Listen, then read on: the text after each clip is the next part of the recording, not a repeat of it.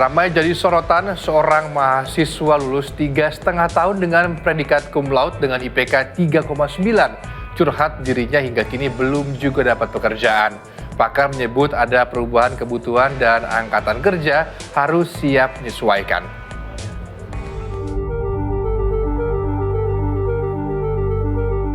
Yap, lulusan SMA atau perguruan tinggi. Ijazah bagus dan nilai sempurna tidak jadi ukuran cepat atau lambatnya mendapatkan pekerjaan. Salah satunya yang lagi viral di media sosial, curhatan seorang mahasiswa lulus hanya dengan waktu singkat, 3,5 tahun. Dengan predikat cum laude, IPK 3,9. Namun ia curhat tak bisa lekas dapat pekerjaan. Berdasarkan data laporan Badan Pusat Statistik terbaru, tingkat pengangguran per Februari 2025 mencapai 7,28 juta orang, dengan tingkat pengangguran terbuka sebesar 4,76%. Jika dilihat berdasarkan jenjang pendidikan, lulusan sekolah menengah dan perguruan tinggi menempati peringkat teratas dalam jumlah pengangguran. Bisa diartikan populasi angkatan kerja muda tidak terserap dengan baik oleh lapangan kerja yang tersedia. Pakar ekonomi mengungkap hal ini terjadi karena fenomena keterbatasan dari sisi lapangan pekerjaan dan tidak berjalannya sistem meritokrasi.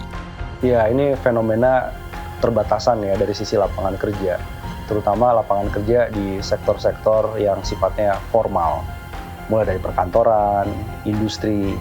Jadi ada sih investasi yang masuk, tapi investasi sekarang itu makin sedikit dia menyerap tenaga kerja. Sementara angkatan kerja kita itu lebih dari 140 juta orang, sehingga nggak semua bisa diserap di sektor yang formal. Opsinya yang kualifikasi pendidikannya tinggi, sarjana, itu dia mencari pekerjaan yang formal sulit. Nah ini karena di Indonesia ini tidak mengenal adanya meritokrasi secara penuh. Jadi kalau orang yang pintar, tergantung kenalannya siapa. Yang mau merekrut kerja, adakah hubungan famili atau keluarga.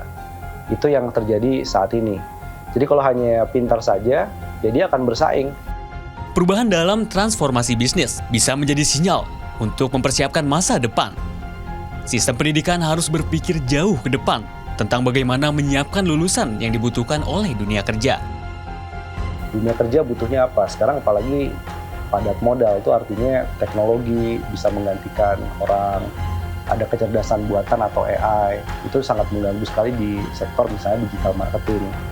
Jadi perusahaan itu makin dia maju, makin dia banyak investasinya, itu makin sedikit mempekerjakan karyawan baru.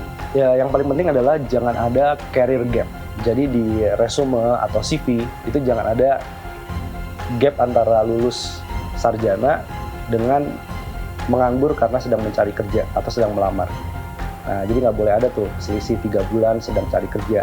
Jadi begitu lulus diharapkan langsung melakukan magang, dan itu bisa membuat mereka punya kesempatan untuk diterima di perusahaan tempat dia magang.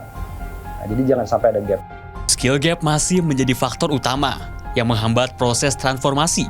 Lalu ketidakmampuan untuk menarik pekerja dengan keterampilan tinggi atau high talent ke dunia bisnis dan kerangka regulasi yang usang.